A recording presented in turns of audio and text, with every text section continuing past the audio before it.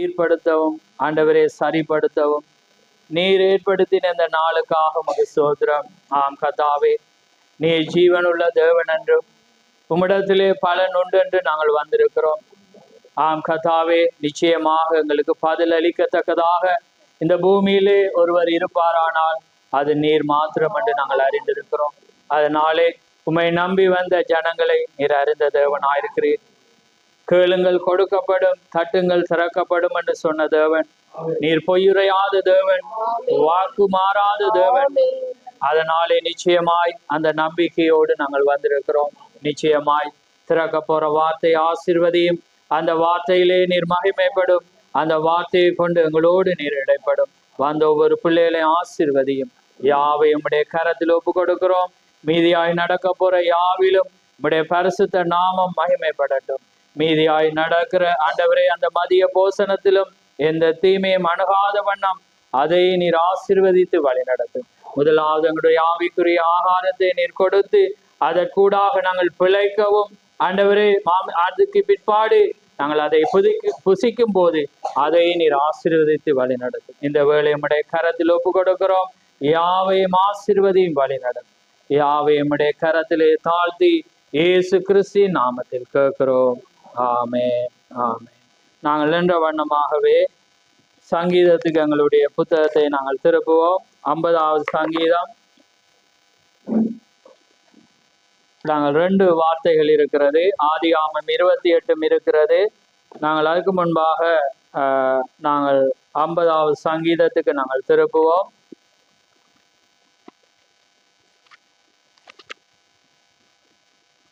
14 15 வாசிங்க. நீ தேவனுக்கு ஸ்தோத்திர பலியிட்டு உன்னதமானவருக்கு உன் பொருத்தனைகளை செலுத்தி ஆபத்து காலத்தில் என்னை நோக்கி கூப்பிடு, நான் உன்னை விடுவிப்பேன், நீ என்னை மகிமைப்படுத்துவாய். දෙවියන් වහන්සේට ස්තුති යාගය පුදව. මහත්මයාණන්ට තාගේ බාර ඉෂ්ට කරව. තවද විපත්ති දවසේදී මට යාඥා කරව. මම තා මුදා හරින්නේ තෝ මට ගෞරව කරන්න විය. ஆமென். அடுத்ததாக ஆதியாகமம் 28ஆம் அங்கே அதிகாரம். அதிலே நாங்கள் 16ல இருந்து தான் நாங்கள் வாசிக்கணும். ஆனால் நேரம் போறபடினால நாங்கள் அந்த பொருத்தனை குறித்து பார்க்குற வேளையில நான் நினைக்கிறேன் 21 22 வாசி. என்னை என் தகப்பன் வீட்டுக்கு சமாதானத்தோடு திரும்பி வர பண்ணுவாரானால் கர்த்தர் எனக்கு தேவனாய் இருப்பார். நான் தூணாக நிறுத்தின இந்த கல் தேவனுக்கு வீடாகும். தேவரீர் எனக்கு தரும் எல்லாவற்றிலும் உமக்கு தசமபாகம் செலுத்துவேன் என்று சொல்லி பொருத்தனை பண்ணி கொண்டான். ஆமென்.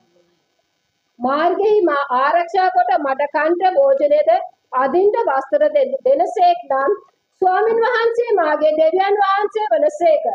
කනුවක් කොට මා සිටවුස් මේ ගල දෙවියන් වහන්සේගේ ගෘහය වන්නේය.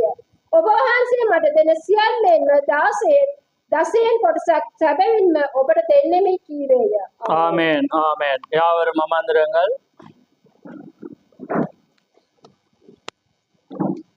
கர்த்தருடைய பரிசுத்த நாமம் மகிமைப்படுவதாக. இந்த வெளியேறப்பட்ட நேரத்திலே தேவனுடைய வார்த்தைக்காக நாங்கள் வந்திருக்கிறோம். இந்த வார்த்தை தான் உங்களை ஒரு காரியத்திலே பிடித்து கொள்ளும் என்று நான் விசுவாசிக்கிறேன். ஆமென்.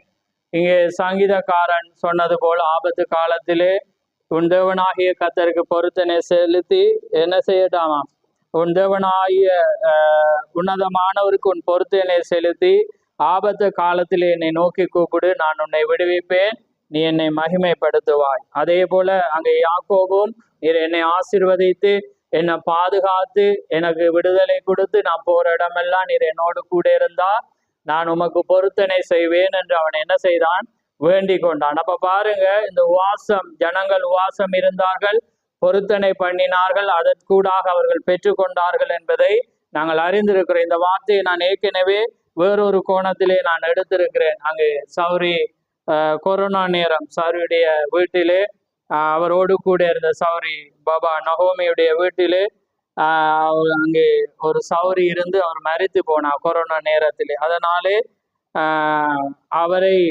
நிச்சயமாக செக் பண்ண வருவார்கள் என்ற அந்த நிச்சயத்தோடு இருந்தார்கள். அந்த நாட்கள் உங்களுக்கு தெரியும்.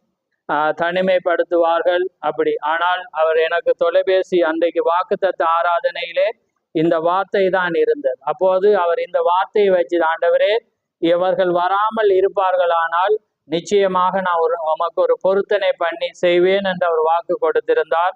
அதே போல நானும் எனக்கு அடுத்தவளே நான் தான் சொன்னேன், நிச்சயமாக அவர்கள் வரவே மாட்டார்கள் என்று. ஆமே. அதே போல அவர்கள் வரவும் இல்லை, இவரை செக் பண்ணவும் இல்லை. அந்த காரியம் ஏற்படாதபடி தேவன் அதை பாதுகாத்தார்.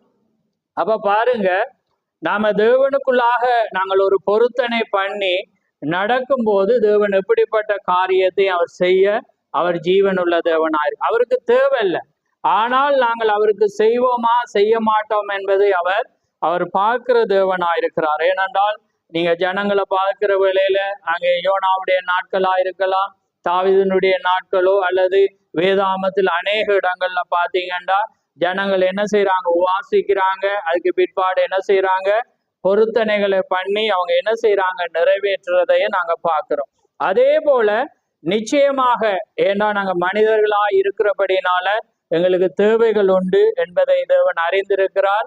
இந்த தேவைகள் அங்கே நிச்சயமாக அது எப்படிப்பட்டதா இருந்தாலும் அவர் செய்ய அவர் ஜீவன் உள்ளவராயிருக்கிறார்.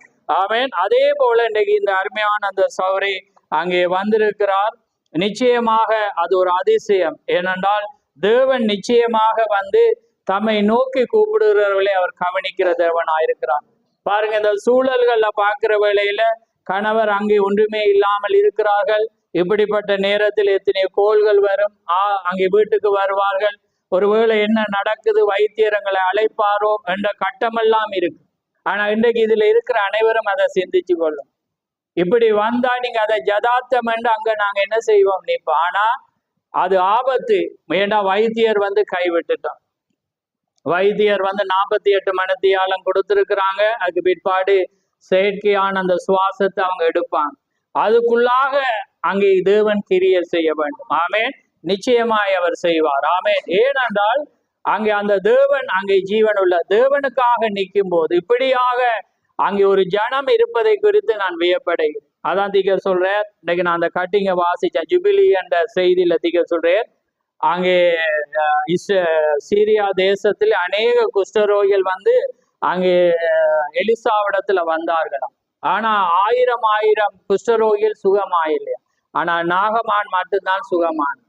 பாருங்க, ஏனென்றா அவனுக்குள்ளாக மாத்திரம்தான் அந்த விசுவாசம் இருந்தது. அதே போல அநேகர் இந்த இடத்துக்கு வரலாம், விசுவாசிக்கலாம். ஆனா அங்க ஒருவருக்குள்ளாக தான் தேவன் அங்கே வைத்திருக்கிறார். ஆமே. அந்த ஆழமான முதலாவது தேவனை தேடும். என்ன நடக்கு, இப்ப நாங்கண்டா என்ன செய்வோம், திரும்பி பார்ப்போம் என்ன நடக்குது, போனை எடுத்து வெளியே பார்க்கிறேன். ஏன்னா இது ஒரு கட்டமான நேரம், இது வந்து ஒரு பதறலான நேரம். ஆனா பதறாதபடி ஒரு ராஜாவிடத்துல நாங்க வந்திருப்போமானால் தேவன் நிச்சயமாய் அவர் செய்வார். ஏன்னா இது அவர் ஜீவன் அற்றதுக்கும் உயிர் கொடுக்கிற தேவனாயிரும். அப்ப அதுக்காக அங்கே நாங்களோட விசுவாசம் கலந்து போகாமல் இருக்கும். அதுக்காக உங்களை ஊக்குவிக்கிறதுக்காக அவையே மாத்திரமல்ல இங்க இருக்கிறவங்க. ஏன்னா நாங்க தேவனுக்குள்ளாக ஏதாவது ஒரு வழியில நாங்க பொருத்தனை பண்ணுவோம். என்ற வாழ்நாளெல்லாம் ஆலயத்துக்கு போவோம்னு சொல்லுவோம். ஆனா நாங்க நாங்க அதை பொருத்தனை இல்லை. ஆனா வேதம் என்ன சொல்லுது, வாயால சொன்ன எல்லாமே என்ன செய்யணும், நிறைவேற்றும். அதை நாங்க இன்னைக்கு டைம் இருக்கும் போது நான் நிறைய எடுத்தேன், நிறைய கோட்ஸ், அதாவது நிறைய பாயிண்ட்ஸ் எடுத்தேன். நான் என்ன தேவன் ஒப்பு கொடுத்தேன்னா தேவன் பல விதமா பேசட்டும். ஏன்னா அதே போல தேவன் பேசுவார், எப்படி பேசுவார் என்று தெரியாது. ஆமேன். ஆனா நிச்சயமாய் நீங்க அந்த கட்டத்துக்கு அங்கே வரவன். அதனால இங்கே பாருங்க, தாவி சொல்றான், நீ உன் தேவனாகிய கர்த்தருக்கு நீ பொருத்தனை சொல்லி ஆபத்து நாள்ல நோக்கி கூப்பிடு, நான் உன்னை விடுவிப்பேன், உன்னை தப்புவிப்பேன். ஆமேன். அப்படிப்பட்ட ஒரு காரியம் உங்களுக்குள்ள வருமண்டா நீங்க யாரா இருந்தாலும் தேவன் செய்வார். ஆமேன். அதே போலதான், ஏன்னா தேவன் ஒரு மகத்துவமான, அது முடியாதது அவர் செய்யறது. அப்ப அதே போலதான் நாங்க முடியாத ஒரு நாள் நான் பார்க்கிற வழியில ஒரு காரியம் முடியாது. ஆனா நான் சொன்னேன், என்னண்டா ஆண்டவரே இது முடிஞ்சா 40 நாள் உமக்கு உபவாசம் இருப்பேன். அவர் செய்துட்டார் முடியாது. நான் சும்மா சிம்பிளா தான் அதை போட்டு பார்த்தேன்னா, ஆனா தேவன் செய்யும். அதே போல நிச்சயமா இந்த சௌரியுடைய ஆழமான இந்த விசுவாசத்தை நான் பார்த்தோன்னே நான் வியந்துட்டு, நான் இந்த இடத்துல சொன்ன தேவன் செய்தாலும் செய்யாட்டியும் நான் அதுக்காக 10 நாள் நான் இருப்பேன். ஆமேன். நான் இருப்பேன் அந்த சௌரிக்கா. ஆமே. ஏனென்றா தேவன் மகத்துவமானார். அப்படியான ஜனங்களை காணும் போது, ஒரு வளர்ச்சி நிறைஞ்ச ஜனங்களை காணும் போது, அதுதான் ஒரு ஊழியக்காரனுக்கு ஒரு மகத்தான. ஏன்னா அன்னைக்கு எல்லாரும் அப்படி விசுவாசிச்சவங்க கொஞ்சம் பேர், அதை உண்மையா அங்கே பெற்றுக்கொண்டவங்க உண்மையாக அந்த விசுவாசத்தோடு வந்தவங்க அதை பெற்றுக்கொண்டாங்க. ஆமேன். ஏனென்றா அதுதான் உங்களுக்குள்ளாக இருக்கும். இன்னைக்கு அநேகர் இந்த இடத்துல நான் தான் அவங்களோட ஒவ்வொருவரை நான் உற்று நோக்கி கொண்டிருக்கிறேன், ஒவ்வொருவரை பார்க்கிறேன். அதை குறித்து நான் வியப்பேன். அப்ப சௌரி எங்களோட ஜானகியும் வந்திருக்கு. அவருக்கும் ஒரு இன்னைக்கு பிரயாணத்துல ஒரு அழைப்பு வந்துச்சு, கூட்டிட்டு வர்றதுக்கு வர. இல்லை நான் இங்க இருக்கிற நாள்ல ஆலயத்துக்கு வரணுமென்று அங்க வந்தான். கர்த்தர் அவ ஆசீர்வதிக்கும். ஆனா இங்க இருக்கிற ஒரு ஆள் என்ன செஞ்சுட்டு கூப்பிட போயிருக்கு. அப்ப பாருங்க, தேவன் ஒரு காரியம் சவால் மிக்கது. ஆமே. ஏனண்டா இங்க தேவனுக்கு தான் நிற்கும். ஆமே. அப்ப பாருங்க, தேவனுடைய காரியம் அதுதான் சேலஞ்ச். ஏண்டா இப்ப பாருங்க, இப்ப இன்னைக்கு அப்படிப்பட்ட ஒரு போராட்டம் தேவனுக்குள்ளாக நாங்க இருக்கிறோமா இல்லையா?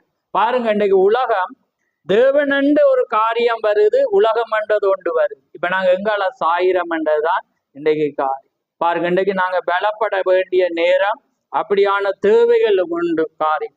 அதே போல அந்த போனஸ் அவருக்கும் தேவைகள் இருக்கு. அவ அதிகமா பலவீனம் அடைஞ்சு போறோம்.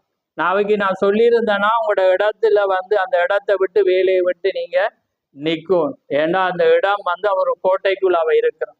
நாங்க பிசாசோட சேலஞ்ச் பண்ணக்கூடாது ஒரு நாள். விளங்குதோம். அப்ப அந்த காரியம் அதனால அவைக்கு அந்த பலவீன தேவ சமூகத்துக்குள்ள வாஞ்சியோடு வந்தாலும் அது அங்க அந்த யோவான் சொல்றான், நான் ஆவிக்குள்ளானேன் என்ற மாதிரி அவ போயிடுவோம் ஒரு ஆவிக்கு. அதனால அவைக்குள்ளால அந்த செய்தியை கேட்க முடியாதபடி அந்த காரியத்தை அங்கே பிசாசு. அதே போல பலர் அன்று போன வாரத்துல பார்த்தா நிறைய பேர் ஆவிக்குள்ளாக போய் வேறொருக்குள்ள போய் என்னத்தை சொப்பனத்தை கண்டீங்களோ இயேசுவை கண்டீங்களோ எனக்கு தெரியாது. ஆனா இங்க ஒரு இயேசு கிறிஸ்து இருந்து பேசி கொண்டிருந்தேன். ஆமே. வார்த்தையாகிய தேவன் பேசி கொண்டிருந்த நீங்க யோவானை போல ஆவிக்குள்ளாக தெரியாம நிறைய பேர் போறீங்க. ரைட்.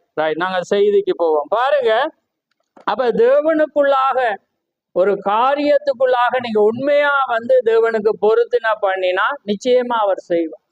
அது எப்படிப்பட்ட காரியமாயிருந்தாலும் அது ஒரு காரியம். அதே போல பாருங்க, இப்ப நாங்க யாக்கோபுல அங்கே வாசிச்சோம்.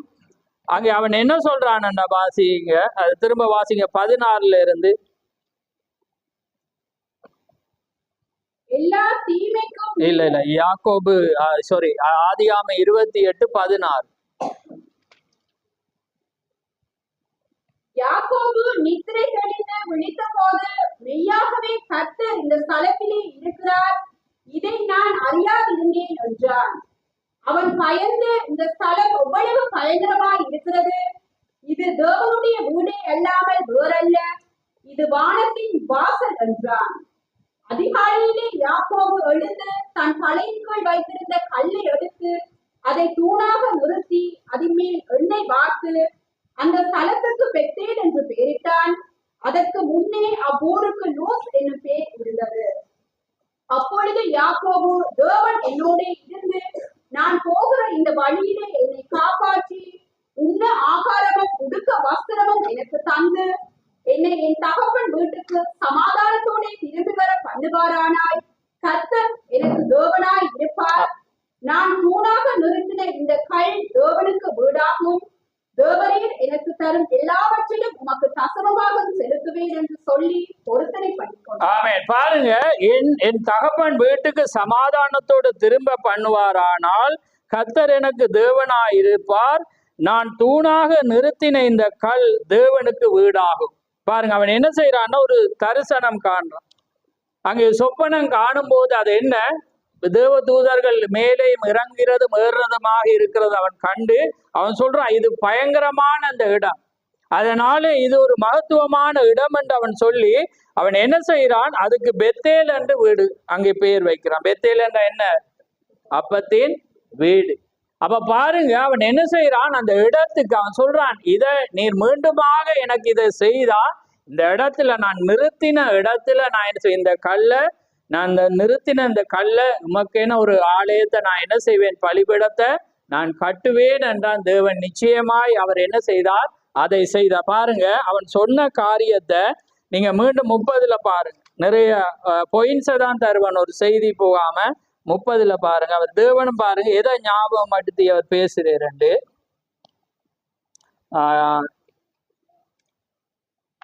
ஆதியா 31:13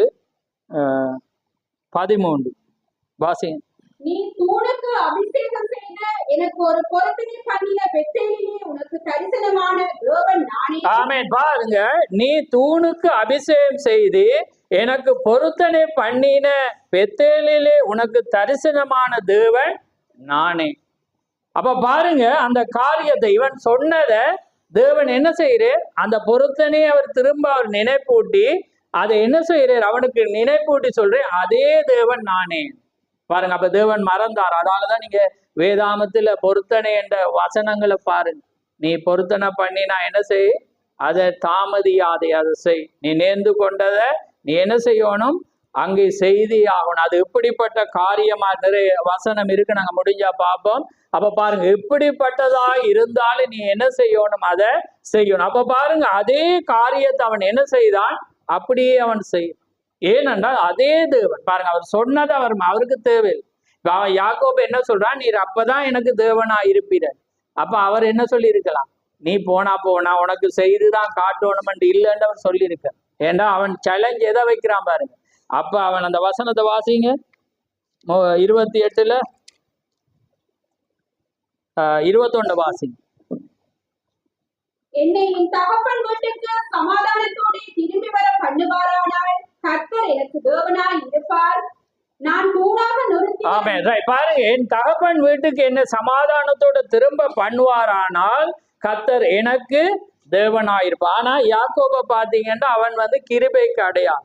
மற்ற எல்லாம் பாருங்க, இதை செய்தா இது. ஆனா அவனுக்கு தேவன் முன்னமே அவன் பிறக்க முதலே அவன் என்ன சொல்லிட்டு, யாக்கோபு இளையவன் மூத்தவன் இளையவனை சேவிப்பான். பாருங்க, யாக்கோபுல இருந்து தான் பாருங்க. அப்ப ஆனா இவன் வார்த்தைகள் பாத்தீங்கன்னா அது எப்படி வித்தியாசமா இருக்கு. ஆனா தேவன் பாருங்க அதுக்கு கடமைப்பட்டால் தேவன் பொருத்தனையே செய்யணும் என்றதை அவர் என்ன செய்தார்? விரும்பினார். அதான் தீகர் சொல்றேன், அதை தேவன் அதை விரும்புகிறார். ஆமே. ஏன்னா அவர் என்ன செய்யறார்? நீங்க தேவனோடு அதை சேலஞ்ச் பண்ணி நீர் இதை செய்தா நான் உமக்கு ஏன்னா அன்பு என்ன, அதான் வேதத்துல அன்பு. நாங்க ஒருவர் எங்கட விருப்பத்தை நிறைவேற்றினா நாங்க 2 மடங்கு அவங்களோட விருப்பத்தை நிறைவேற்ற செய்வோமா இல்லையான்னு யோசிச்சுப்பார். அதே போலதான் அந்த தேவனுக்கு தேவையில்ல. அவன் கட்டாட்டி தேவனுக்கு அதை கட்ட தெரியும். இவன் தேவன் என்று தன்னை அழைக்காட்டி இன்னொருவன் தேவன் என்று அழைக்க தேவன் வல்லவன். ஆனா தாம் விரும்புற பிள்ளைகள். இப்ப இதுல கவனிங்க, யாக்கோபு தேவன் நேசிக்கிறார், யாக்கோபு தேவன் தெரிந்து கொள்றார். ஆனா அந்த தெரிந்து கொண்ட மனிதன் தன்னை நேசிக்கணும், தனக்காக ஒன்றை செய்யணும் என்று விரும்புறான். அந்த அன்பை காண்பிக்கணும், விசுவாசத்தினால அன்பை காண்பி. அதே போலதான் எங்களுக்கு பலதரப்பட்ட விசுவாசம் இருக்கு.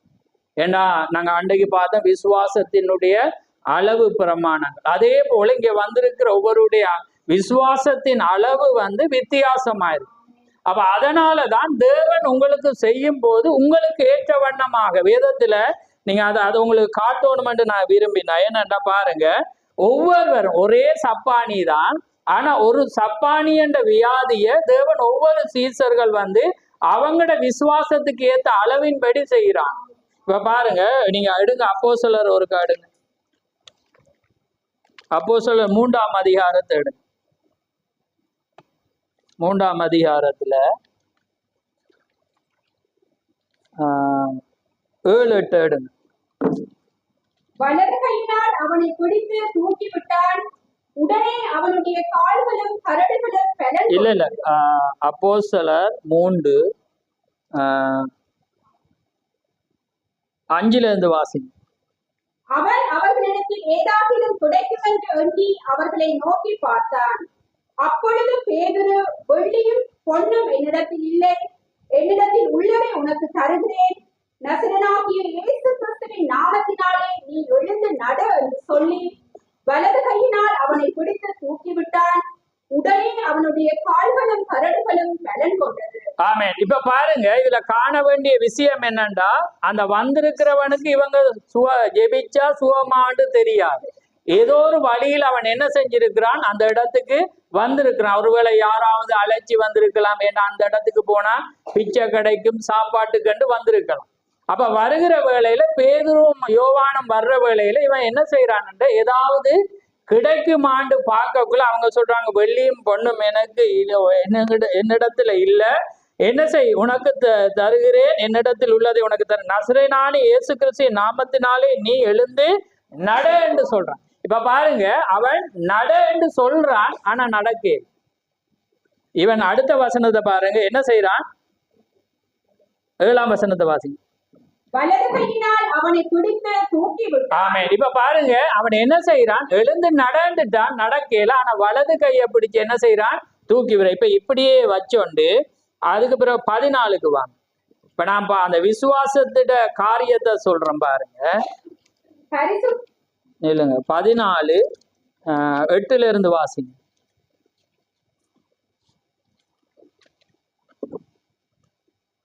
தீஸ்தீராவிலே ஒருவன் தன் தாயின் வயிற்றிலிருந்து பிறந்தது முதல் சப்பானியாய் இருந்து ஒருபோதும் நடவாமல் கால்கள் வழங்காதவனாய் உட்கார்ந்து பவுல் பேசுகிறதை கேட்டுக் கொண்டிருந்தான். அவனை பவுல் உற்று பார்த்து, ரட்சிப்புக்கு ஏற்ற விசுவாசம் அவனுக்கு உண்டென்று கண்டு, நீ எழுந்து காலூன்றி நிமிர்ந்து நில் என்று உரத்த சத்தத்தோடே சொன்னான்.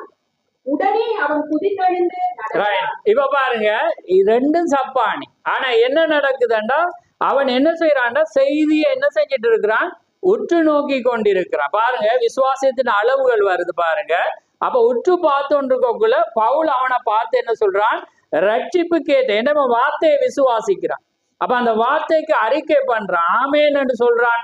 தேவன் அதை செய்வேன் என்று அந்த நிச்சயம் அவனுக்குள்ள வரக்குள்ள பவுல் என்ன சொல்றான், ரட்சிப்பு கேட்ட விசுவாசம் இருக்குதுன்னு கட்டு அவன் என்ன சொல்றான், நீ எழுந்து நட என்றோன்னு அவன் என்ன செஞ்சிட்டான், துள்ளி உடனே எழுதிட்டான். ஆனா அங்க என்ன பார்த்தான், நீ எழுந்து நடந்துட்டு கைய கொடுக்கும். இப்ப அங்க இயேசு கிறிஸ்துவும் பாருங்க, பெதஸ்தா குளத்தண்டையில பரவக்குள்ள அவர் என்ன செய்யறாரு, அவனுக்கு விசுவாசம், ஆனா ஓடையிலார், அவனுக்கு தெரியாது அவர் யாருன்னு. ஆனா அவர் கேட்கிறாரு என்ன, உனக்கு அதுல சுகமாகணும்னு விரும்புறான். இப்ப பாருங்க, அந்த விசுவாசத்தை அவனுக்கு யாருன்னு தெரியாது காரியம், அவனுக்கு ஒன்றே ஒன்று தெரியும், அந்த தேவதூதர்கள் வந்து அந்த குளத்தை கலக்குவாங்க, கலக்கக்குள்ள முதலாவது யார் போய் இறங்குறானோ அவன் தான் சுகமாவான். ஆனா அவனுக்கு இவர் வந்து கேட்கக்குள்ள அவன் என்ன சொல்றான், ஆம் எனக்கு. அப்ப அவர் என்ன சொல்ற, அதை வாசிங்க. 5 யோவான் 5 வாசி.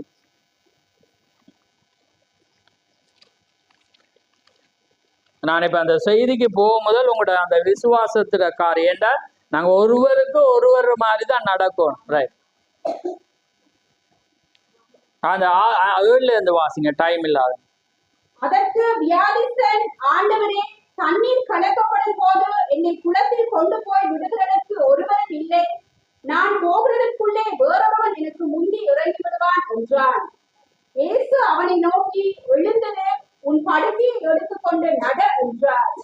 உடனே அந்த மனுஷன் சொஸ்தமாகி தன் படுக்கையை எடுத்துக்கொண்டு நடந்து போனான். ஆமென். அப்ப பாருங்க, அதான் நீங்க சொல்றேன், அந்த வியாதிகளும் துன்பங்களும். அப்ப பாருங்க, அந்த காரியங்கள் வரும்போது அந்த வார்த்தை வந்தோன்னு அவன் அது விளக்கம் சொல்லு. அவன் என்ன செஞ்சான், உடனே படுக்கையை எடுத்துக்கொண்டு எழுந்து நடனோடனே அவன் நடந்து. அப்ப பாருங்க, ஒவ்வொருவருக்கு ஒவ்வொரு காரியங்கள் என்ன செய்யறது அங்க இருக்கிறத நாங்க பாக்குறோம். ஏன்னா அந்த அளவுக்கு தக்கதாக தான் தேவன் வந்து கிரியை செய்யறது. அப்ப அதான் தீக்கர்சிடத்துல ஒரு கேள்வி அவங்க கேட்கிறாங்க பாருங்க. பாருங்க, யாரோ ஒருவர் சுகமடைதல் நீடித்திருக்குமா என்று கேட்டான். அப்ப தீக்கர் சொல்ற, விசுவாசம் எவ்வளவு காலம் நிலைத்திருக்கிறதோ அவ்வளவு காலம் அவைகளும் நிலைத்திருக்கும். என்னையா, அப்ப அதாவது சுகம் வந்து நீடித்திருக்குமா என்று கேட்கக்குள்ள அவர் சொல்ற, உங்களுக்கு விசுவாசம் எவ்வளவு காலம் இருக்குதோ அவ்வளவு காலம் என்ன செய்யும், இந்த சுகமும் நீடித்திருக்கு. ஆனா எங்கட விசுவாசம் குறைஞ்சிட்டா அது என்ன செஞ்சிருவான், உள்ள வந்து. உதாரணத்துக்கு பாத்தீங்கன்னா தலையடி, காய்ச்சல், சளி வாரது அது இயற்கை, அது பலவீனம். வியாதி என்று பார்க்கக்குள்ள பெரிதான நாங்க பிசாசியல்ல பார்க்க 2 காரியம் இருக்கு. இயற்கைக்கு மேம்பட்ட வியாதிகளும் இருக்கிறது, ஜதாத்தமா ஒருவனுக்கு ஏற்படுற வியாதியும் இருக்கு. இயற்கைக்கு மேம்பட்ட வியாதிகள் என்று பார்க்கக்குள்ளதான் கேன்சர், கச நோய், அது வந்து இயற்கைக்கு மேம்பட்ட காரியம். இயற்கையா வந்து பாத்தீங்கன்னா நீங்க அதிகமா என்ன உடம்பு அழுப்பண்டாலும் உங்களுக்கு காய்ச்சல் வரும். என்ன நீங்க அதிகமா என்ன குளிர் ஐட்டமோ அல்லது டஸ்ட்ல இருந்தா அது வந்து என்ன செய்யும், அது சளி உங்களுக்கு ஆட்டோமேட்டிக்கா வரும். அப்ப அது வந்து இயற்கை நியதி. அப்ப அது வந்து காரியம். ஆனா இந்த வியாதிகள் வந்து என்ன செய்யும், வந்தா அது வராம சொல்றேன், அது வராம இருக்கணும்னா நீங்க தேவனுக்குள்ள இருந்தா அது வராது. ஆனா இதுகள் வந்து பலவீனம் அடை. அதான் அப்ப அந்த இப்ப அவர் சொல்றார், அதாவது கர்த்தருக்குள்ளாக இருக்கிற ஒரு மனிதன் வந்து பலவீனம் அடையலாமா? இப்ப அதாவது தீகர் சொல்றே பாருங்க, அதாவது அவர் உதாரணம் காட்டுறே, இயேசு கிறிஸ்துவே காட்டுறே பாருங்க. ஞாபகம் கொள்ளுங்கள், அவர் தமது வல்லமையை உபயோகிக்காமல் மற்றவர்களுக்கு அதை உபயோகித்தார். அதற்காகவே அவர் அனுப்பப்பட்டிருந்தால் சில சமயம் யோசிக்கலாம், வல்லமை நிறைந்திருந்த ஒரு மனிதன் பிராக்கெட்டுக்குள்ள பாருங்க இயேசுவை போல எப்படி வியாதிப்படலாம் என்று யோசிக்கலாம். ஆமையா ஒரு புத்தகத்தை என்று அந்த நாயின் ஒரு விதைவை குறித்து சொல்றார். அந்த நேரம் பாருங்க, அவர் சொல்றார், அவர் ஒரு பாறையின் மீது உட்கார்ந்து தலைவலியினாலே வேதனைப்பட்டு கொண்டிருந்தார். இயேசு கிறிஸ்து தலைவலி வந்துச்சு அவருக்கு வந்து அவரும் பலவீனம் அடைஞ்சு, அவரும் வியாதிப்பட்டு, அவரும் பசியாயிருந்து. ஏனென்றாதான் பாருங்க, உட்கார்ந்து தலைவலியினாலே வேதனைப்பட்டு கொண்டிருந்தார். பாருங்கள், நமது பலவீனங்களை அவர் சுமந்தார். சுமத்தல் என்றால் அவைகளை கட்டுவது என்று பொருள். பாருங்கள், அவர் சுமந்தார். நாம் கொண்டிருந்தது போல அவரும் எல்லா காரியங்களையும் கொண்டிருந்தார். அவர் வியாதிப்பட்டார், அவர் சோதிக்கப்பட்டார், அவருக்கு தொந்தரவு இருந்தது. நமக்கு இருந்தது போல அவருக்கு மனசோர்வும் இருந்தது. அவர் ஒரு சரியான மத்தியஸ்தராக இருக்கும்படியாக இவைகள் எல்லாம் அவருக்குள் இருந்தது. ஆதலால் அவர் அறிவதற்கு முன்னால் இவைகளில் அதை அவர் செய்யத்தக்கதாக இருந்தார். ஆமா, அதனாலதான் அவர் இந்த பூமிக்கு அவர் வந்தார், மனிதனாய் வந்தார். ஏனென்றால் மனிதனுடைய காரியத்தை அவர் வந்து என்ன செஞ்சிருந்தார், அறிந்திருந்தார். அதனால அவரும் பலவீனம் அடைஞ்சார், அவருக்கு மனசோர்வு இருந்துச்சு, பலவீனம் அதிகமானதை சிந்திக்கக்குள்ள தலைவலி இருந்துச்சு. அதெல்லாம் வந்து இயற்கையில ஜதார்த்தமா நாங்க ஒன்று செய்யும் போது. ஆனா பெரிதான காரியங்கள் வருமானால் அது வந்து எங்களோட பலவீனங்கள் குறைகிற போதுதான் அது வரும். ஏன்னா எங்களோட விசுவாசம் வந்து அந்த வண்ணமாக வரும். நீங்க இந்த இடத்துல வந்து ஜெபிக்க வரலாம், வார்த்தை இருக்குன்னு நீங்க ஜெபிக்க வரலாம், ஆனா நீங்க சுகமாக போகலாம். அதான் நீங்க சொல்றேன், அந்த எலிசாவிடத்துல நிறைய குஷ்டரோகிகள் வந்தான், நிறைய பேர் அங்க வந்தான். ஆனா அவங்க என்ன செஞ்சாங்க, ஒருவரும் சொத்தமாயிடு. ஏன்னா அவங்களுக்குள்ளாக அந்த விசுவாசம் என்ன நிலைத்திருக்கு. விசுவாசம் உறுதியாக இருக்குமானண்டாதான் அவரால் அது செய்ய முடியும். உங்களுக்குள்ள அது நிலைத்திருக்கு, அது என்னதான் இருந்தாலும் தேவன் செய்வேன். மற்றது பாருங்க, நிறைய காரியம் சுகமாக்குதல்ல வந்து சொல்றேன், நிறைய காரியம் இருக்கு. உதாரணத்துக்கு பாத்தீங்கன்னா இந்த பரிபூர்ண விசுவாசத்துல சொல்றேன், நீங்க நின்று ஜெபம் பண்ணும்போது இந்த மலையை பார்த்து நீங்க பெயர்ந்து போவென்றாலும் அது என்ன செய்யுமா, பெயர்ந்து போகும். ஆனா அது செய்யணுமெண்டா நீங்க என்னவா இருக்கணுமா, அதுக்கு திக சொல்றேன் 19வது பந்தியில, விசுவாசமானது மன்னித்தலின் மேலே சார்ந்து இருக்கிறது. இப்ப நீங்க ஒருவருக்கு மன்னிப்பை கொடுக்கிறதா இருந்தா பாருங்க, விசுவாசமானது எதெல்லாம் சார்ந்திருக்கா, மன்னிப்புல இருக்கு. ஏன்னா அந்த மார்க் 11 என்ன சொல்லுது, நீங்க நின்று ஜெபம் பண்ணும் போது ஒருவர் பேரிலே ஒருவருக்கு குறை உண்டானால் கிறிஸ்து உங்களுக்கு மன்னித்தது போல நீங்களும் ஒருவர் பேரில மன்னித்தா நீங்க மலையை பார்த்து பெயர்ந்து போண்டாலும் அப்ப பாருங்க, விசுவாசமானது எதுல சார்ந்திருக்கு, மன்னிப்புல இருக்கு.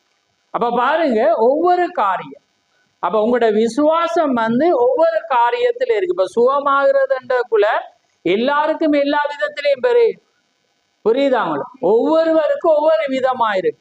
இப்ப எல்லாரும் எல்லாரத்திலையும் செய்ய இயலாது. எல்லாருக்கும் நாங்க இப்ப பார்த்தோம், பவுல் வந்து பாக்குறான், இவன் வார்த்தையை கேட்டுட்டு போறான், அவனுக்கு போய் நான் என்ன செய்ய தேவையில்ல, அவனை தடவி தூக்கி விட தேவையில்லை, நீ எழுந்து நடனோன்னு துள்ளி குதிச்சுட்டான். ஆனா அவனுக்கு என்ன செய்ய வேண்டி இருந்துச்சு, தூக்க வேண்டியது. சில காரியத்துல என்ன செய்ய இருக்கு, உதவி செய்ய வேண்டி இருந்துச்சு. அப்ப அதே போலதான் அந்த அதே போலதான் நாகமானுக்குள்ளாக அந்த விசுவாசத்தை பெருக பண்ணினது யாரு, அந்த ஒரு சிரிப்பு, அந்த சிரிப்பு இருந்தா. ஏண்டா அவள் என்ன சொல்றா, நீ அங்க போ, உனக்கு இஸ்ரவேல்ல ஒரு தீர்க்கதரிசி இருக்கிறான், நீ அங்க போனா என்ன நடக்கும், உனக்கு சுகமாகும். அப்ப உடனே என்ன செய்யறான், போறான். போயிட்டு என்ன செய்யறான், ராஜாவை சந்திக்கிறான்.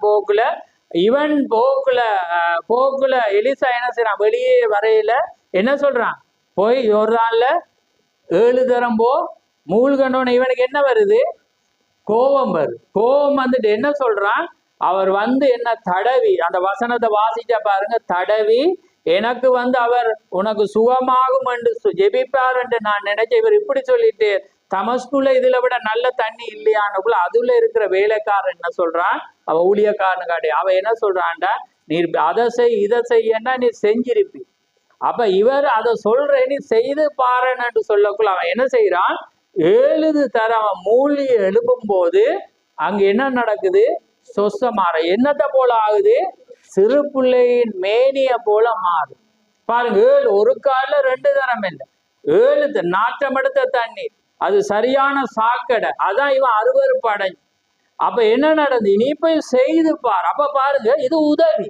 இப்ப ஒரு ஆள் இப்ப இன்னைக்கு நான் சொன்னேன் இது செய்யலுமாண்டு போனா, அன்னைக்கு ஒரு சிறு புள்ள சொன்ன மாதிரியும் அன்னைக்கு அந்த வேலைக்காரன் அதை சொன்னா இதை செய்தா செய்றீங்க தான். இதையும் ஒருக்கா இப்ப பாருங்க, இப்ப பவுல் ஒருவனுக்கு என்ன சொல்றான், நீ விசுவாசிக்கிறாயா, எழுந்து நடனோன்னா எழுந்து நடந்த. அவனுக்கு சப்போர்ட் தேவையில்லை, அவரை என்ன சொல்ற உதவிக்கு அனுப்பி அவருக்கு சப்போர்ட் பண்ணி இவர காதுக்குள்ள போய் சொல்லண்டது தேவையில்லை. அப்ப என்ன நடந்துச்சு, அவன்ட வாயால டிரெக்ட் கிட்டையும் போக தேவை. என்ன நடந்துச்சு, எழுந்து நடண்டும். ஆனா நாகமானுக்கு என்ன தேவைப்பட்டுச்சு, உதவி தேவைப்பட்டுச்சு, இன்னொருவன் ஆலோசனை. எலிசா வார்த்தையை சொல்லிட்டான், அந்த வார்த்தையை நீ இதை செய்யணும்ன்றதை சுட்டி காட்ட ஒரு மனிதன் தேவையாது. விளங்குதான். அப்ப அன்றைக்கு அவனுக்கும் என்ன செய்ய, எழுந்து நடந்தோன்னு நடக்கையில ஒரு கையை பிடிச்சி தூக்க வேண்டியதாய். அதே போலதான் இன்றைக்கு பலர் சில காரியத்தை வந்து நீங்க என்ன செய்யறீங்க, சொன்னோன்னு கிரகிச்சு பிடிக்க இயலாத அளவும் இருக்கிறீங்க. சில பேருக்கு வந்து எழுந்து நடண்டா இங்க இருந்து வார்த்தை வரக்குள்ளே நீங்க என்ன செஞ்சிருவீங்க, குணமாயிடும். அப்ப உங்களுக்கு வந்து கிட்ட வந்து ஜெபிக்க வேண்டிய அவசியம் இல்லை, ஏன்னா உங்களுக்கு ரட்சிப்பு கேட்ட அந்த விசுவாசம். அப்ப பாருங்க, அதான் தீகர் சொல்றேன் பாருங்க, இந்த பொயிண்ட கவனி. ஏன்னா ஜனங்கள் வந்து தேவனை எப்பயுமே என்ன செய்யறாங்க, நம்புறாங்க, ஆனா அதை கிரியைக்கு கொண்டு. அப்ப இந்த பாயிண்ட் என்னத்தை கொண்டு வருது, அப்ப பார்த்தோம் மன்னிப்பில் ஒரு சுகம் இருக்கு. இது வந்து என்னதான் இருக்கிறது, செய்தல்ல ஒரு சுகம் இருக்கு. தீர்க்கதரிசி சொன்னதை போய் செய்தோன்னா என்ன கிடைக்குது, விடுதலை கிடைக்குது. நாகமான் எப்படி சுகமானான், நீ இப்போ 7 தரம் நீ மூழ்கினா அவனுக்கு என்னதாகும், சுகம் வருமன்றோன்னு அவன் என்ன செய்தான், போனா. அப்ப பாருங்க, மன்னித்தல்ல வருது, சொன்னதை செய்யும் போது அங்க வருது, ஏன்னா பொருத்தனை பண்ணும் போது வருது. இப்ப பாருங்க, ஏன்னா இப்ப இது வந்து நான் ஒரு பாயிண்ட் எடுத்து பேசல பரவலா போறேன். ஏன்னா தேவன் வந்து உங்களுக்கு ஒவ்வொரு விசுவாசத்துக்கு ஏற்ற வண்ணமாக அவர் பேசி கொண்டிருக்கிறார். பாருங்க, தேவனுக்கு இது தெரியும்.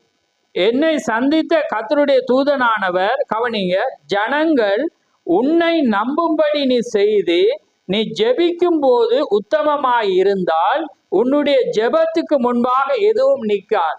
முதலாவது ஊழியக்காரன் என்ன செய்யணும், ஜனத்தை தன்னை நம்ப வைக்கும். நம்பி அதே நேரத்தில் இவன் உத்தமமா ஜெபிச்ச என்ன வருமாம், என்ன ஜெபத்துக்கு முன்பாக என்ன இருக்காதான், எதுவுமே நிற்காது. அது கேன்சரோ என்னவோ பாருங்க, அங்கே எதுவும் இருக்காது. அதை குறித்து சற்று சிந்தித்து பாருங்க. உங்களுக்கு என்ன வியாதி இருந்தாலும் அது பொருட்டல்ல.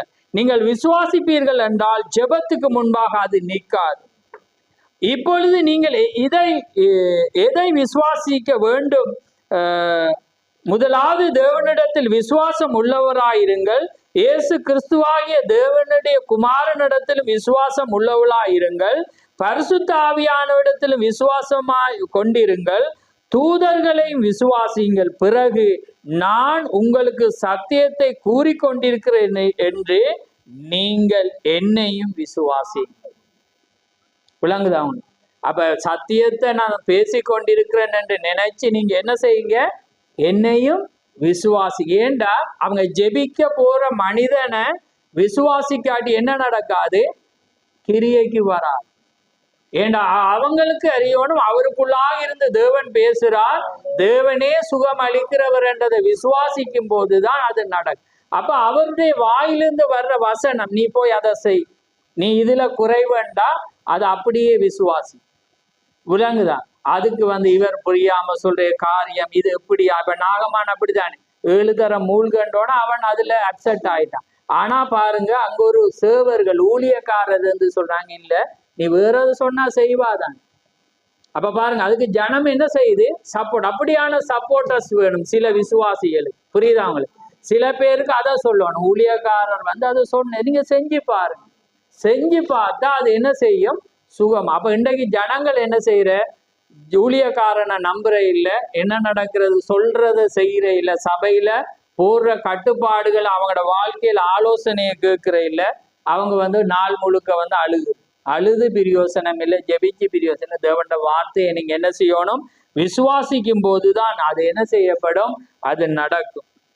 இப்பொழுது பாருங்கள், நான் பரிசுத்தமாக்குதலை குறித்து விசுவாசிக்கிறேன், உறக்கம் சத்தமிடுவதலை நிச்சயமாய் மறுபடி பிறந்த மனிதன் இவ்விதமாய் கிரியை செய்து ஏதாவது ஒன்றை வெளிப்படுத்துவான் என விசுவாசிக்கிறேன், அது சரிதான். நான் அந்நிய பாஷையில் பேசுவதை நம்புவான், அந்நிய பாஷை வியாக்கியான தருவதை விசுவாசிக்கிறேன், வியாதஸ்தியர் சுகமாக்குதலை விசுவாசிக்கிறேன், அற்புதங்களை பெறுகிறதை விசுவாசிக்கிறேன். ஆனால் இவை எல்லாம் கர்த்தராகிய இயேசு கிறிஸ்துவை ஏற்றுக்கொண்ட பிறகு பின்தொடர வேண்டிய காரியங்கள். இதெல்லாம் என்ன செய்யும், அவர் பின்பற்றினோன்னு இது வரும், வியாதி வரும், எல்லாம் வரும். ஆனா அது காரியம் இல்லை, அதுக்காக அது விடு, அது தவறுன்னு சொல்லல, அது எல்லாமே வரும். சரீரம் ஐம்புலங்களால இருக்கிற, அதில் உலகத்தின் காரியங்கள் உங்களை மறிக்க செய்து கிறிஸ்துவை உங்களுக்குள்ளாய் ஜீவிக்க செய்கிறது தான் சரியானது. பாருங்க, உலகத்தை மறிக்க செய்து கிறிஸ்துவ உங்களுக்குள்ளாக என்ன செய்யணும், கொண்டு வர்றதான் காரியம். நீங்க பரிசுத்தமாக்குதல் விசுவாசிக்கலாம், அந்நிய பாஷை விசுவாசிக்கலாம், சுகமாக்குறது விசுவாசிக்கலாம். ஆனா அது இல்லை, நீங்க உலகத்துக்கு மறிச்சு தேவனுக்குள்ளாக உங்களை ஜீவிப்பதுதான் உண்மையான சுகம். ஏண்டா ஆத்துமாதான் தேவனுக்குரியது. சரீரம் எப்பயும் வியாதிப்படும், எப்பயும் பலவீனப்படும், எப்பயுமே எதுவுமே நடக்கும். நீங்கள் 10 கட்டளையில உங்களை ரட்சிக்க கூடுமானால் இயேசு மரிக்க வேண்டிய அவசியம் இருக்காது. இயேசுவே உனக்கு நித்திய ஜீவன் அளிப்பவர், மரித்தார். ஆகவே பரிசுத்த ஆவியானவர் உனக்குள்ளாக ஜீவிப்பதுதான் காரியம். மாறாக இதை செய்வதோ அல்லது அதை செய்வதோ அல்லது நியாய பிரமாணத்தை கொள்வது அல்ல, அவையில் எல்லாம் கிரியையிலா இருக்கிறது. நீங்கள் கிரியையினாலே ரட்சிக்கப்படாமல் கிருபையினாலே விசுவாசத்தை கொண்டு ரட்சிக்கப்பட்டிருக்கு. ஆமே, நாங்க என்னத்தால ரட்சிக்கப்பட்டோம், செய்ததால இல்ல, நாங்க கிருபையினால ரட்சிக்கப்பட்டோம். இப்ப யாக்கோபு தேவன் தெரிஞ்சு கொண்டுட்டேர், ஆனா அதுக்காக அவன் பொருத்தரம் பண்ணான் இல்ல. அவன் சொன்னான், இதை செஞ்ச ஆண்டவரே நான் அதை செய்வேன், உமக்கு நிறுத்தின கல்ல நான் என்ன செய்வேன் காரியம். அப்ப பாரு, ஆனா இன்றைக்கு ஜனங்கள் என்ன செய்வாங்க, அவங்களோட பொருத்தனைகள், அவங்களுடைய உவாச முறைகள் எல்லாம் வித்தியாசமாயிருக்கு.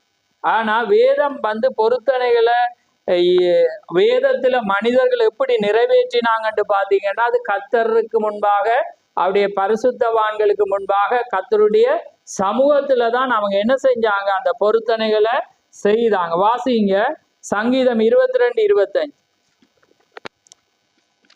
இது கஷ்டமா இருக்கும் உங்களுக்கு, ஏண்டா நான் சரியா பொருளுக்கு வரையில நான் முடிக்க போறேன். நீங்க தேவன் உங்களோடு பேசணும்ன்றதுக்காக நான் அதை எடுக்கிறேன்.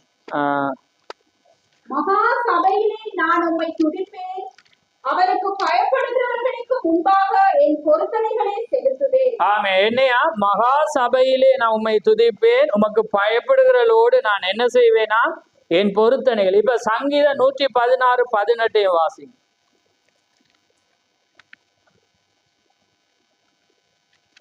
நான் கர்த்தருக்கு செய்த பொருத்தனைகளை அவருடைய ஜனங்கள் எல்லாருக்கும் முன்பாகவும் கர்த்தருடைய ஆலயத்தின் பிராகாரங்களிலும் எருசலேமில் உன் நடுவிலும் நிறைவேற்றுவேன். ஆமே, பாருங்க எங்க நிறைவேற்றுவானா காரி. இப்ப உபாகமத்துக்கு போங்க, 12:17 வாசி. உபாகமம் 12ஆம் அதிகாரத்துக்கு நான் இப்ப நோட்ஸா தாரேன், நீங்க வீட்டை போய் பாருங்க, கர்த்தர் உங்களோட பேசணும்.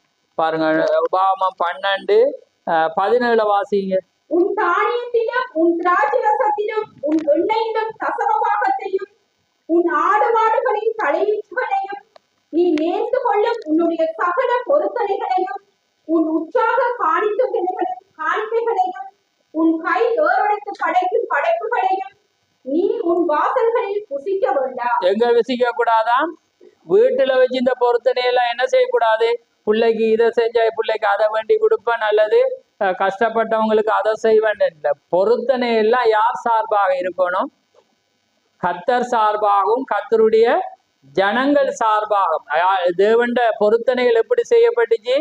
அதுதான் செய்யப்பட்டுச்சு. ஒரு நன்மை செஞ்சா நான் அதை செய்வேன், அது யாரோட சம்பந்தப்பட்டதா இருந்து? கர்த்தருக்காக செய்யறதா இருந்து. புரியுதா உங்களுக்கு? இப்ப நான் அதை தான் இப்ப காண்பிக்கிறேன். அதை பாருங்க. அடுத்தது அந்த 12:26 வாசிங்க. நீ கர்த்தரின் பார்வைக்கு செம்மையானதை செய்வதினால் இல்ல உபாகமம் 12:26 உனக்குரிய பரிசுத்த வஸ்துக்களையும் உன் பொருத்தனைகளையும் கர்த்தர் தெரிந்து கொள்ளும் ஸ்தானத்துக்கு நீ கொண்டு வந்து. எங்க கொண்டு வரணுமா? அவன் செய்த பொருத்தனை எங்க கொண்டு வரப்படணும்? காணிக்கு எங்க கொண்டு வரப்படணும்? அவன் செய்யற மற்ற பலிகள் எங்க கொண்டு வரப்படணும்? எல்லாமே எருசலேமுக்கு, அப்பத்தின் வீட்டுக்கு தான் வரும். அதான் திகழ்ச்சி. முதலாவது அந்த பொருத்தனைகள் செய்யப்படும் போது நான் இதை செய்வேன், அதை செய்வேன், அது காரியம் என்றால் அது யார் சார்பா இருக்கணும்? தேவன் சார்ந்ததும் தேவனுடைய ஆலயம் சார்ந்ததாகவும் தான் இருக்கும். புரியுதா உங்களுக்கு? பொருத்தனை. அதனாலதான் தேவனுடைய வார்த்தை அநேகன், இது 1-2 நான் இப்ப அந்த அவங்களுக்கு நோட்ஸை கொடுத்துட்டு போறேன். ஏன்னாண்டா இன்னைக்கு அநேகர் செய்கிறாங்க, ஆலோசனை இல்லாத இடத்துல ஜனங்கள் சீர்கட்டுற மாதிரி. போதிக்கிறவன் ஒருவன் இருக்கும் போது போதிக்கிறவன் இல்லாவிட்டால் ஜனங்கள் எப்படி கேள்விப்படுவாங்க? இருந்தாலும் இன்னைக்கு கேட்டு செய்யறதுக்கு ஆட்கள் இல்லை. ஏன்னா அவங்களுக்கு வேதம் தெரியாது, அந்த வேதத்தை குறிச்சான மகிழ்ச்சி இல்லை, வேதத்தை குறித்த புரிதல் இல்லை. அதனால அவங்க என்ன செய்யணும்? ஏதோ ஒரு வழியில் ஏதோ எப்படி செய்தாலும் சரி. ஆனா வேதம் ஒரு ஒழுங்கு வச்சு, வேதம் என்ன வச்சிருக்குது? ஒரு ஒழுங்கு வச்சு. நீங்க அப்படி செய்யும் போது அதான் சொல்லு, நீ எங்க செய்யக்கூடாது? வீட்டுல பொருத்தனையை நீ வீட்டுல செய்யக்கூடாது. எங்க வரணும்? தேவனாகிய கர்த்தர் தெரிந்து கொள்ளும் ஸ்தானத்தை. அப்ப எங்கட பொருத்தனைகள் தேவன் சார்ந்ததா எப்பயும் இருக்கணும். அடுத்தது ஆலயம் சார்ந்ததா இருக்கும். நாங்க ஒரு காரியத்தை செய்தா நான் ஆலயத்துக்காக நான் ஒன்றை செய்வேன், இதை நான் செய்வேன், அல்லது தேவனே உமக்காக இத்தனை நாள் நான் என்ன செய்வேன். ஆனா ஜனங்கள் என்ன செய்வாங்க? ஒரு சுகம் கிடைச்சோன்னே நான் தேவண்ட ஆலயத்துக்கு நான் தொடர்ந்து போவேன். ஆனா ஒரு சந்தர்ப்பம் வந்தோடனே என்ன செஞ்சிடுவான்? மாறிடுவான். ஒரு காரியத்தை தருவோன்னு அண்டுவாங்க, அதை என்ன செய்ய மாட்டாங்க? தராம போற. அதான் அதை வேதம் எப்படி அழைக்குதுண்டா, நீதிமொழிகளுக்கு திருப்புங்க. நீதிமொழி 20:25 கெடுங்க.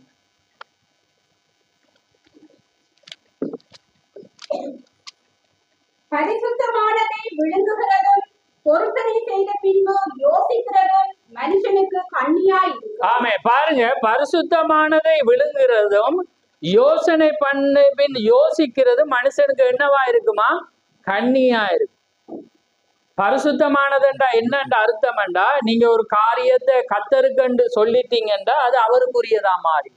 இப்ப ஜெப்தா என்ன செய்யறான்டா, ஆண்டவரே இந்த சத்ருவின் கையிலிருந்து என்ன நீர் வெற்றியை கொண்டு வந்தா என்ன நடக்குமா? நான் யுத்தத்தை பண்ணிட்டு வரக்குள்ள எது முன்னால வருதோ அது உமக்குரியதண்டா, அதை விட்டதாயிட்டு தேவனுக்குரியது பரிசுத்தமா போயிரு. தேவன் சொல்றே எனக்கு எல்லாம் இருக்கு, நீ எனக்கு சொல்ல தேவை, சொன்னா செய்வோம். அப்படி இருக்குதானே? நிறைய வசனம் இருக்கு, நான் எடுக்கு. அப்ப பார்க்கக்குள்ள யார் வாரது? மகள் வாரம். மாத்தினானா? அதை அட்ஜஸ்ட் பண்ணினான? இல்லை. அவன் என்ன செய்ய? அதை செய்யற. அதே போல நீங்க கர்த்தருக்கு பரிசுத்தமானதை என்ன செய்யற? விழுங்குறது. பாருங்க, விழுங்குறதுன்று. அப்ப அதே போல நான் கர்த்தருக்கு, சில பேர் இந்த இடத்துலயே நீங்க கர்த்தருக்கு நான் அதை வேண்டி தருவன், அதை காரியம் சொல்லி, ஆனா அதையெல்லாம் விழுங்கிட்டான். என்ன செய்யல? சொன்னதை கொண்டு வர வாங்கி தாரம் வாங்கிட்டோம் என்று சொன்னதும் என்ன செய்யல? தராம போன சந்தர்ப்பங்களும் ஜனங்கள் என்ன செய்யறாங்க? இருக்கிறான்.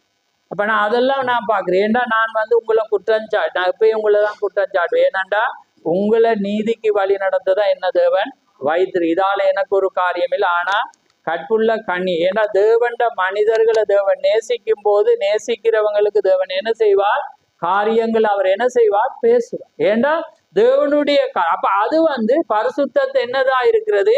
விழுங்குறதா. அப்ப அதுக்கு பிறகு பொருத்தனை பண்ணிட்டு யோசிக்கிறதும் எப்படியா இருக்குமா? மனிதனுக்கு கண்ணியாய் இருக்கும். அப்ப பாருங்க, எப்படிப்பட்ட ஒரு காரியத்தை அது செய்யறத நாங்க எண்ணாகமம் 30:2 வாசி.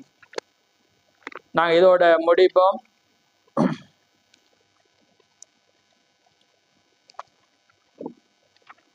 ஒருவன் கர்த்தருக்கு யாதொரு பொருத்தனை பண்ணினாலும் அல்லது யாதொரு காரியத்தை செய்யப்படி ஆணையிட்டு தன் ஆத்துமாவை நிபந்தனைக்கு உட்படுத்தி கொண்டாலும் அவன் சொல் தவறாமல் தன் வாயிலிருந்து புறப்பட்ட வாக்கின்படியெல்லாம் செய்ய கடவன். ஆமென். பாருங்க, சொன்னத அவன் என்ன செய்யணுமா? ஆத்துமாவை நிபந்தனைக்கு உட்படுத்தி கொண்டாலும் அவன் சொல் தவறாமல்.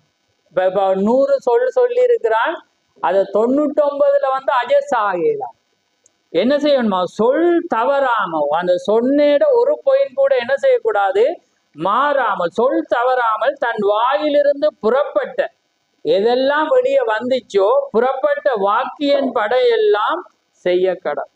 அப்ப பாருங்க, தேவனுடைய காரியங்கள் வந்து எப்படிப்பட்டதா. அப்ப அதே போல இன்றைக்கு நாங்க இந்த சமூகத்துல நான் முடிக்க இல்லாத ஒரு கட்டத்தில் இருக்க, ஆனா நான் முடித்தாகணும். சௌரிக்கும் நம்ம உதவி செய்யணும். இந்த இடத்துல அவையும் தேவனுக்குள்ளால வந்து இதை பெற்றுக்கொண்டு வார்த்தையை பெற்றுக்கொண்டு கடந்து போக விரும்புகிறார். வைத்தியசாலை டைம் நேரம் 10 நிமிஷம் கடந்து போனாலும் அசையாம இருப்பதை குறித்து நாங்க வியக்கிறோம். ஆமே. ஏனென்றா தேவனுடைய காரியம், அதே போல தேவனுடைய வார்த்தை, அதே போல அநேகர் இந்த இடத்துல தேவனுடைய காரியத்துக்கு வந்திருக்கிறீங்க. எப்படிப்பட்டதா இந்த வேதம் என்ன சொல்லுது? அநேக யோனாவுடைய காரியத்துல போய் பாத்தீங்கன்னா அந்த ஜனங்கள் சொல்றாங்க, என்ன செய்யறாங்க? 11 யோனா 1:16 இருந்து வாசிச்சீங்கன்னா என்ன நடக்குது? அவங்க மடிய போறாங்க. அவங்க யோனா சொல்றாங்க, என்ன தூக்கி போடுங்க என்னக்குள்ள. அவங்க என்ன செய்யறாங்க? கர்த்தரை பயந்து கொண்டு தொழுது கொண்டு பொருத்தனை பண்ணி கொண்டாங்க. நீங்க வேதத்தில் அப்படியே தொடர்ந்து பாத்தீங்கன்னா ஒவ்வொரு காரியத்திலும் ஜனங்கள் என்ன செய்யறாங்கண்டா பொருத்தனை பண்ணி கொண்டு. இப்ப இங்க தாவீது என்ன சொல்றான்?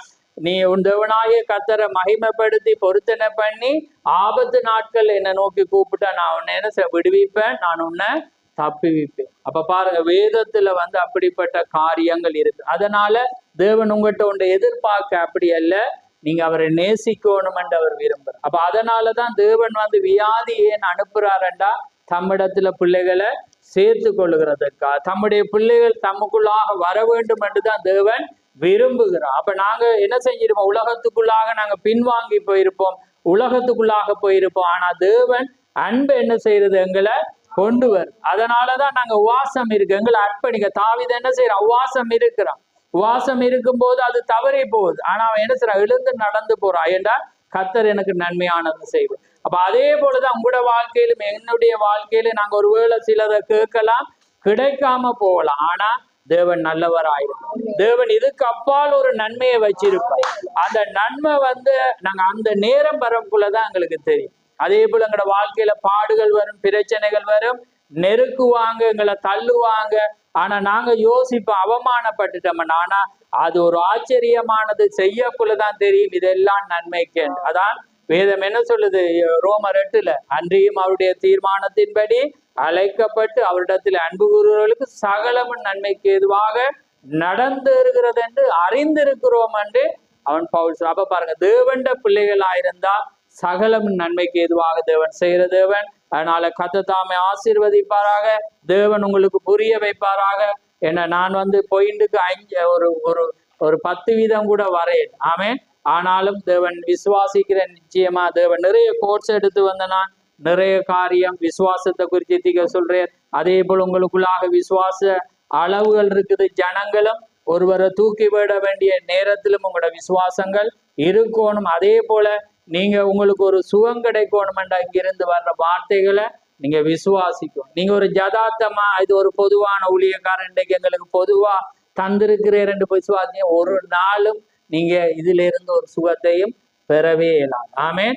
கர்த்தர் அபிஷேகம் பண்ணின மனிதன் கர்த்தர் இந்த நாள்ல இடைப்படுகிறார். அவர் மூலமாக நான் ஜெபிச்சா சொஸ்தமாவன் என்று விசுவாசிச்சா அது கிடைக்கும். ஆமென்.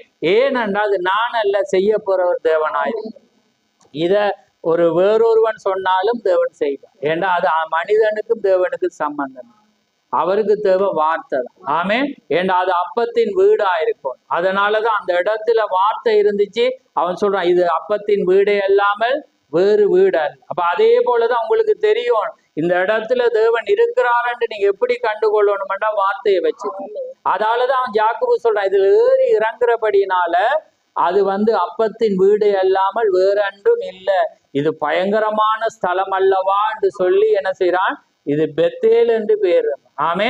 அப்ப அதே போலதான் ஒரு மனிதனுக்கு ஆலயத்தை தெரிவு செய்ய உரிமை உண்டு. ஏண்டா அதுதான் அவனை ஜீவனுக்கு அதுதான் தேவன் ஏறுறதும் இறங்குறதுமான இடம். அங்கதான் உங்களுக்கு விடுதலை கிடைக்குமா, அங்கதான் உங்களுக்கு சுவத்து. அப்ப எதனால அறிவீங்கண்டா வார்த்தையை வச்சுதான். வார்த்தை அங்க இருக்குண்டா நீங்க அறியணும், இது ஒரு பெத்தேல், இது தேவன் இறங்குற இடம், இது ஒரு பயங்கரமான ஸ்தலம், இதிலிருந்து போதிக்கிற வார்த்தை உண்டு ஆசீர்வாதம், அதை ஏற்றுக்கொள்ளாட்டி நியாயத்தை பெண்டு அறியும். ஆமே. அப்ப அதனால நீங்க தேவனுக்குள்ளாக பொருத்தனை பண்ணுங்க, எப்படிப்பட்ட காரியத்தையும் தேவன் செய்வார். ஆனா பொருத்தனை பண்ணிட்டு யோசிக்காதீங்க. அதுக்கு நிறைய கோட்ஸ் இருக்கு. வேணுமெண்டா இன்னொரு பொருத்தனால நிறைய யோசிக்கிறவங்க செய்யாம போறவங்களுக்கு வர்ற விளைவுகள் எல்லாமே வேதத்துல இருக்கு. அப்ப அதனால தேவனுடைய காரியத்துல தேவன் அவர் சொல்ல, நான் ஐஸ்வர்யம் என்கிட்ட எல்லாம் இருக்கு, ஆனா சொன்னா நீ செய்யும். ஆமே. அதால நீங்க தேவனுக்காக, நாங்க ஞானஸ்தானத்துல எடுக்கக்குள்ள என்ன சொல்ற, நான் இயேசுக்காகவே வாழ்வேன்னுதான் பொருத்தனை பண்றேன். அப்படிதானே? அப்ப இயேசுக்காகவே வாழ்றீங்களான்னு இங்க வராதவங்க சிந்திக்கும். ஏன்னா வேதம் சொல்லுது, ஒருவன் பரிசுத்தாவியை பெற்ற அடையாளம் என்னையா, சபை எப்ப திறக்கிற நாள்லயே அவன் அங்க இருப்பான். அதான் பரிசுத்தாவியை பெற்றதுக்குரிய அடையாளம் என்று சொல்லு. அது 100ல அதுலயும் 1. ஆமே. அவன் என்ன ஆலயம் எப்ப திறக்குதோ அப்பெல்லாம் அவன் இருக்கையில அவன் இருப்பான். ஏன்னா அது கர்த்தர் காரியம். அதே போல நாங்க ஓய்வு நாள மற்ற நாட்கள் பரிசுத்த இது பரிசுத்த விசேஷித்த நாட்களை கூட்டுங்கன்றதுதான் இது. ஏன்னா உபாசனால கூட்டுங்க. அதே போல இன்னைக்கு உபாசனால வந்திருக்க கர்த்தர் தாமே ஆசீர்வதிப்பாராக. நாங்க யாவரும் எழுந்திருந்து நாங்கள் செபிப்போம். நன்றி ஆண்டவரே, நன்றி கதாவே, மது சோதரம் ஆண்டவரே, சர்வலவரே, கோடான கொடி சோதரம் அப்பா பிதாவே, மது சோதரம் சோதரம். மகா பரிசுமுள்ள பிதாவே, இந்த மகிமையான நேரத்துக்காக உமக்கு சோதரம். ஆம் கதாவே, இந்த மகிமையான நேரத்திலே ஒரு மகிமையான செய்தியையும் இந்த நேரத்திலே உம்மை துதிக்கவும் ஆண்டவரை பாடவும் எங்கள் விண்ணப்பத்தை உமக்கு முன்பாக வைக்கவும் நீர் ஏற்படுத்தின அந்த நாளுக்காக உமக்கு சோதரம். நிச்சயமாய் முடிவுண்டு, எங்கள் நம்பிக்கை வீண் போகாது என்று நாங்கள் அறிந்திருக்கிறோம். அதே போல கத்தாவே, உம்முடைய அன்பின் கரத்தையும் உம்முடைய அன்பின் கிரியிலே நாங்கள் பார்த்து கத்தாவே உமக்காக நாங்கள் எங்களை அர்ப்பணித்திருக்கிறோம். அதே போல இன்றைய நாளிலே யாரெல்லாம் அந்த பொருத்தனை செய்திருக்கிறார்களோ நாங்கள் அறியோம். ஆனால் நிச்சயமாய் ஒரு ஆபத்து காலத்திலே கத்தாவே ஆண்டவரை அவர்கள் கூப்பிடும் போது நான் பதில் அளிப்பேன் என்று நீ சொல்லியிருக்கிறீர். அப்ப அதான் சங்கீதக்காரன் சொல்லுகிறான், நான் என் தேவனாகிய கர்த்தருக்கு பொருத்தனை பண்ணி ஆபத்து நாளிலே நான் கூப்பிடும் போது எனக்கு அவர் பதில் கொடுப்பார் என்ற அந்த நிச்சயத்தை அவர் போதிக்கிறதை நாங்கள் பார்க்கிறோம். அதே போல கர்த்தாவே, இந்த நாளிலே நாங்கள் பேசின ஒவ்வொன்றை நீர் அறிந்த தேவன். நிச்சயமாய் உமக்காக கர்த்தாவே நாங்கள் பொருத்தனை பண்ணியிருக்கிறோம். நிச்சயமாய் கர்த்தாவே நீ செய்ய போற அந்த கிருபைக்காக உமக்கு சோத்திரம். அதே போல விசேஷமா இந்த சௌரி ஆசீர்வதியும், அவருடைய இருதயத்தை பலப்படுத்தும். ஆண்டவரே, அவிசுவாசமுள்ள ஜனங்கள் பல சோர்வான காரியங்களை இவருக்கு சொல்லக்கூடும். ஆனால் கர்த்தர் என்னை தொட்டார், கர்த்தர் என்னுடைய கணவனுக்கு விடுதலை கொடுத்தார், கர்த்தர் எனக்காக செய்வார் என்ற அந்த நிச்சயத்தோடு அவர் ஆண்டவரே அவிசுவாசமான வார்த்தைகளுக்கு எதிராக பேச நீ செய்ய போற அந்த கிருபைக்காக உமக்கு சோத்திரம். அவரை பலப்படுத்தும். இன்னும் அதிகமாய் அவர் விசுவாசத்திலே பலப்பட்டு நீர் என்ன நோக்கத்துக்காக செய்தீர், எது நடக்கும் என்பதை நாங்கள் அறியோம். ஆனால் நாங்கள் உம்மீது வைத்த நம்பிக்கையின்படி நீர் எங்களுக்கு செய்வீர் என்றதை நாங்கள் விசுவாசிக்கிறோம். அதனால இதை ஆசீர்வதியும், இந்த வீட்டாரை ஆசீர்வதியும், வந்த ஒவ்வொரு பிள்ளைகளையும் ஆசீர்வதியும். யாவே உம்முடைய கரத்திலே தாழ்த்தி எங்களுக்காக மரித்து உயிர்த்து என்றென்றும் ஜீவிக்கிற ஆண்டவரும் இரட்சகருமாகிய இயேசு கிறிஸ்துவின் நாமத்தில் கேட்கிறோம். ஆமென், ஆமென். என் ஆத்துமாவே கர்த்தரை சோத்திரி, என் முழு உள்ளமே அவருடைய பரிசுநாமத்தை சோத்திரி. என் ஆத்துமாவே கர்த்தரை சோத்திரி, அவர் செய்த சகல உபகாரங்களையும் மறவாதே. ஆமென், ஆமென். கர்த்தர் தாமே உங்கள் ஒவ்வொருவரையும் ஆசீர்வதிப்பார்.